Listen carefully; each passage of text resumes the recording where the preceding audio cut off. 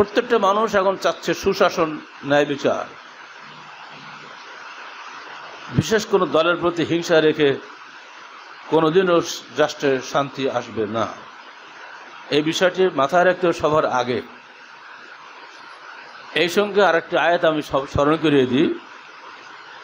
আল্লাহ বলছেন, ইয়া আইয়ুহাল্লাযীনা আমানু কুনু কাওয়ামিনা বিল কিসতি শুহাদা লিল্লাহ ওয়ালাউ আলা আনফুসিকুম আবিল ওয়ালিদাইন ওয়াল আকরাবিন ইন ইয়াকুম গানিয়ান আও ফাকিরান ফাল্লাহু আওলা বিহিমা। হে মুমিনগণ, তোমরা ন্যায়ের উপরে প্রতিষ্ঠিত থাকো আল্লাহর জন্য সাক্ষ্যদাতা হিসাবে, যদিও সেটি তোমাদের নিজেদের কিংবা তোমাদের পিতামাতা ও নিকট আত্মীয়দের বিরুদ্ধে যায়।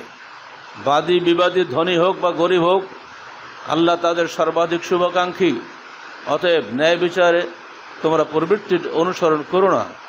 আর যদি তোমরা ঘুরিয়ে পেঁচিয়ে কথা বলো অথবা পাশ কাটিয়ে যাও, তো জেনে রেখো আল্লাহ তোমাদের সকল কৃতকর্ম সম্পর্কে সম্যক অবহিত। সূরা নিসা 135 আয়াত। লন্ডনের আইন ফ্যাকাল্টির ল ফ্যাকাল্টির সামনে স্টিল দিয়ে এই আয়াতটি ইংরেজি অনুবাদ করে লিখে রাখা হয়েছে এবং তারা বলেছে, বিশ্ব ইতিহাসে কোনো ধর্মগ্রন্থে, কোনো আইন গ্রন্থে এর চাইতে উত্তম কোনো কথা পৃথিবীতে লেখা নাই। সুবহানাল্লাহ। যদি আজকে লন্ডনের মতো খ্রিস্টান দেশে কোরআনের আয়াত এত সম্মানিত হয়, বাংলাদেশের হাইকোর্টের প্রত্যেকটা জজ কোর্টে বলে না, ম্যাজিস্ট্রেট কোর্ট বলে, প্রত্যেক কোর্টে এই আয়াতটি বিলবোর্ডে লিখে রাখা, বাদী বিবাদী আইনজীবী আইন সহায়তাকারী সবার সামনে এই আয়াতটা থাকা অপরিহার্য বলে আমরা মনে করি। শুনলাম নাকি সে গ্রিক দেবী থেমিসের মূর্তি ভেঙে ফেলেছে। সত্য যদি হয় আমি সবচেয়ে আলহামদুলিল্লাহ বলবো, কারণ এখন তো ডিজিটালে আসে, যত মিথ্যা আবদ্ধ আসে। যদি সত্য হয় আমি দোয়া করি যেন সত্যই হয়, ভেঙে গুড়িয়ে নস্যাৎ করে দিই ওটাকে। কোথাকার কোন থেমিস এসকে সিনহা যখন প্রধান বিচারপতি ছিল হিন্দুটা, তখন ওইটাকে এনে লাগাই দিয়েছিল। ব্যাপক প্রতিবাদের মুখে ওটাকে সরিয়ে বর্ধিত ভবন মানে অ্যানেক্স ভবনের সামনে রাখা হয়েছে। এখনও ঢাকা হাইকোর্টের ছবি দেখা গেলে ওই মূর্তির ছবিটা আগে দেখা যায়। ওটা ভাঙতে হবে, গুঁড়ো করে দিতে হবে, কোনো মূর্তি চলবে না। এটা মূর্তি পূজার দেশ নয়, এটা তৌহিদের দেশ। তৌহিদ দেশে মুক্তি থাকতে পারে না।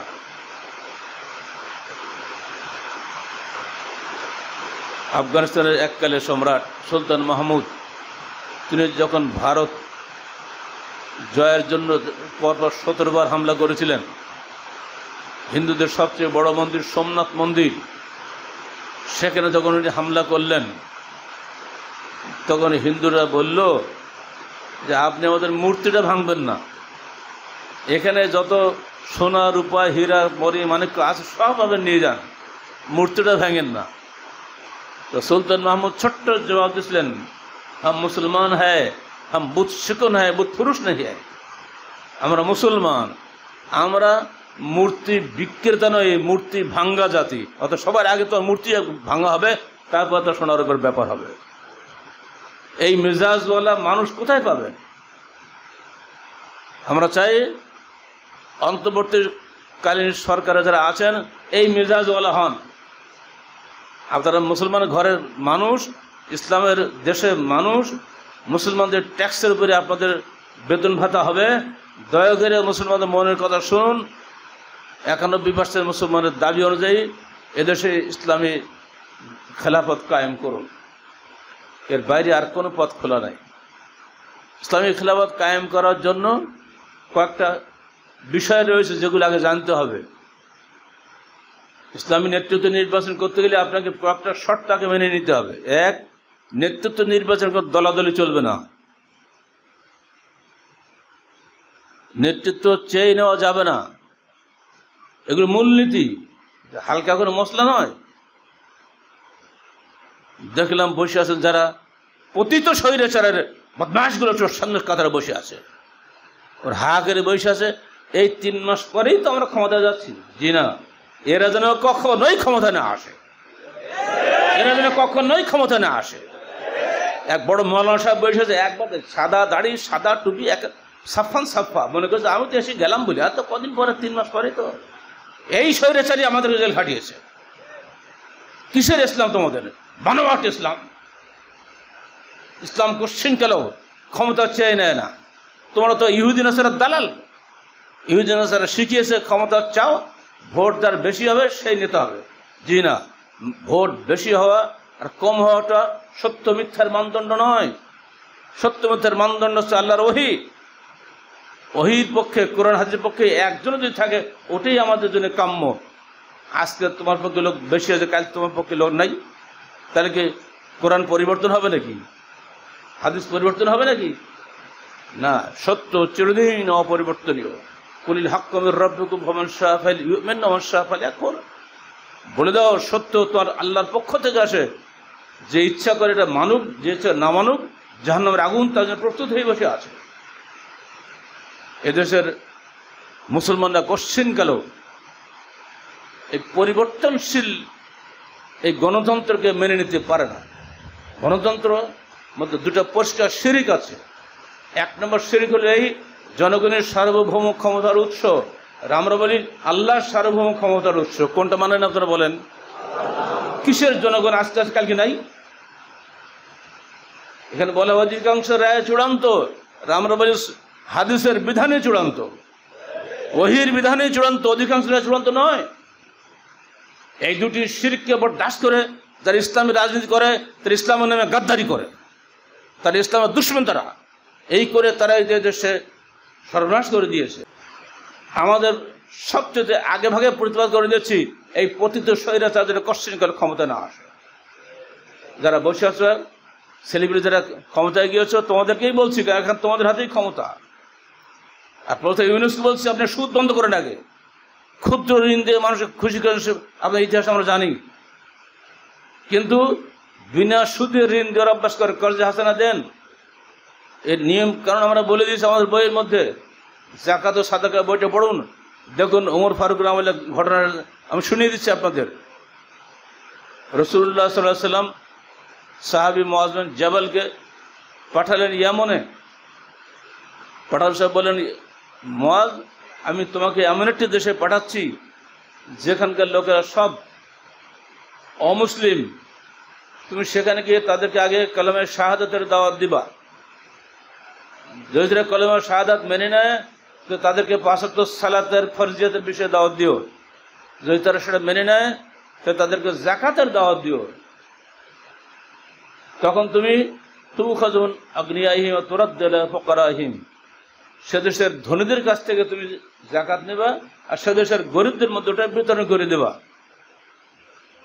এরপরে যখন মুআজকে বিদায় দিচ্ছেন, আল্লাহ রাসূল নিজে পায়ে হেঁটে আর মুআজ আছে ঘোড়ার উপরে বসে, মুআজ যাও, তুমি যখন ফিরবে আমাকে আর পাবে না।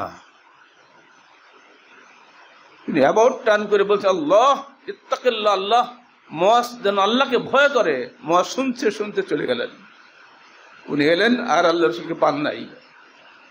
এরপরে আবু বকর যখন আসলো, মাত্র 2.5 বছর। আবু বকর পর ওমর খেলাফতে আসলেন। এইবারে ওই ইয়ামন থেকে সারা যাকাত হকদার সবাইকে দিয়ে অনেক রাজস্ব বেঁচে গেল। তা 3 ভাগের 1 ভাগ রাজস্ব উনি সব মদিনার রাজধানীতে ফেরত পাঠিয়ে দিলেন। ওমর এমন ধমক দিলেন, তোমাকে পাঠিয়েছি কি আমি খাজনা আদায় করার জন্য? তুমি আদায় করবে, ওখানেই বিতরণ করবে, ও দেশে গরিব দিয়ে দেবে। মদিনা কেন পাঠাচ্ছ? আমার এখান থেকে অভাব নেই। তো মুআজ বিন জাবাল বলছে, হে খলিফা, যদি ইয়ামনের বুকে একজন হকদার থাকতো তো মুআজ কখনই আপনার কাছে পাঠিয়ে দিত না। আজকে পুরো ইয়ামনে একজন হকদার নেই যে যাকাত নেওয়ার অধিকারী। বাংলার ইতিহাস আজ 53 বছর ইতিহাসে এবং একটা রেকর্ড দেখাতে পারবে, হে গণতন্ত্রের দল, দেখাও কোথা থেকে। এখন পর্যন্ত আমেরিকায় 19% দারিদ্র সীমার নিচে বসবাস করে। লম্বা লম্বা কথা বলো, ইসলামের ইতিহাসের ধারে কাছে যাওয়ার ক্ষমতা পৃথিবীর কারো নাই। পরের বছরে উনি 2/3 পাঠিয়ে দিয়েছেন, আবার বকা খাইছে ওমরের কাছে। পরের বছরে সবটাই পাঠিয়ে দিয়েছে। ওমর বলছে কি শুরু করলে, আমার দেশে কোনো হকদারই নেই, দেবো কাকে? ইসলামের ইতিহাস আমরা আমাদের জাকাত সাদাকা বইয়ের মধ্যে তুলে ধরেছি, এগুলো পড়ার জন্য, জানার জন্য, শেখার জন্য। ইসলাম সম্পর্কে আদৌ কোনো ধারণা নেই তোমাদের। তোমরা যদি দেশের দায়িত্ব গ্রহণ করো, তোমরা দেশকে আর ডুবিয়ে ফেলবে। এই তো আমেরিকা খুব খুশি হয়ে ধন্যবাদ জানিয়েছে, ভারত খুশি হয়ে ধন্যবাদ জানিয়েছে। ভারত আমেরিকা এরা কি ইসলামের পক্ষে না বিপক্ষে? এরা যদি কাউকে ধন্যবাদ জানায়, বুঝতে তোমাকে সর্বনাশ করে দেবে। রাই বলেন তরতাল হুদুল্লাহ নসর হাত্তা তাত্তা বিমেল্লে তখন মন্দিরে লাইয়াত থেকে কাফরি নব লাইয়াত থেকে মোমিনুল কাফরি নাউলিয়া। অন্য আয়াতে আসছে লাইয়াত থেকে মোমিনুল ইহুদা ও নাসার আউলিয়া। কয়েক ধরনের আয়াত আসছে। মুসলমান কখনো ইহুদি নাসারকে বন্ধু হিসেবে গ্রহণ করতে পারে না। আল্লাহ বলছেন অন্য আয়াতে ইহুদি নাসারা কখনোই মুসলমানদের উপরে সন্তুষ্ট হতে পারে না। আচ্ছা, ইহুদি নাসারা যদি তোমাকে খুব সন্তুষ্ট হয় তোমার উপরে, বুঝতে হবে তোমাকে সর্বনাশ করে ছাড়বে। আর একটা বাংলা প্রবাদ আছে, আমেরিকা যারা বন্ধু হয় তারা শত্রু লাগে না। এই শয়তানটা আসবে, তোমাদের পিছনে লাগবে, দুদিন পরে তো বহুত বস্তা বস্তা টাকা দেবে। তোমরা বাবা একটু টাকা নেই, গড় ভিতরে ভেঙে ফেলে টাকা নিয়ে আমাদের পরে যা হবে। এই না, ওপরে নেওয়াই যাবে না, টাচ করা যাবে না। ভারত পশ্চিমকালে বাংলাদেশের বন্ধু নয়, তারা তাদের স্বার্থেই বাংলাদেশের সহযোগিতা করেছিল। আজকে পদ্মা শুকিয়ে গিয়েছে, আজকে তিস্তা শুকিয়েছে। কারা শুকিয়েছে? এগুলা সব ভারত শুকিয়েছে। তারা আমাদের শুকিয়ে মারছে, ডুবিয়ে মারছে। তা আমার বন্ধু, তারা খুশি হয় মানে কি? আমাকে ধ্বংস করা। সাবধান, যারা রাজনীতি করো, রাজনীতিকে বোঝো এবং শেখো। পশ্চিমকালে ওদের রাজধানী যেন দেখি না যে আমাদের কোনো নেতা ওদের রাজধানী গিয়ে সেজদা করতেছে। এখন দিন পালিয়েছেন, পালানোর জায়গা তো আর এখন নাই। ঘুরে ফিরে উনি যেখান থেকে এসেছিলেন সেখানেই গিয়েছেন। মেন হা খালাক নাকু ও ফিহান ওই দেখুন, উনি ওখানেই ছিলেন 2 বোন, ওখানেই 2 বোন চলে গেছে। আর যাবে কোথায়? এখন যা শুনছি অবস্থা আরো খারাপ হবে। ভারতের সঙ্গে বন্দি বিনিময় চুক্তি নাকি আগেই করে গেছিল শেখ হাসিনা। আর ওই চুক্তির অধীনে আমাদের বর্তমান সরকার যদি বলে, হে ভারত, আমাদের বন্দি প্রধানমন্ত্রী ওখানে আছে, ফেরত দাও বাংলাদেশে, তোর অবস্থার কেমন হবে? যদি ফেরত দেয়, তাল ঘেরাতে মাল ঘেরা, ঘুরি ফিরে ওই ঘেরা। আবার তোমার সাথে ক্যান্টনমেন্টে থাকতে হবে। এখানে যদি আয়না ঘরে বানানো থাকে আগে থেকে, ওই আয়না ঘরে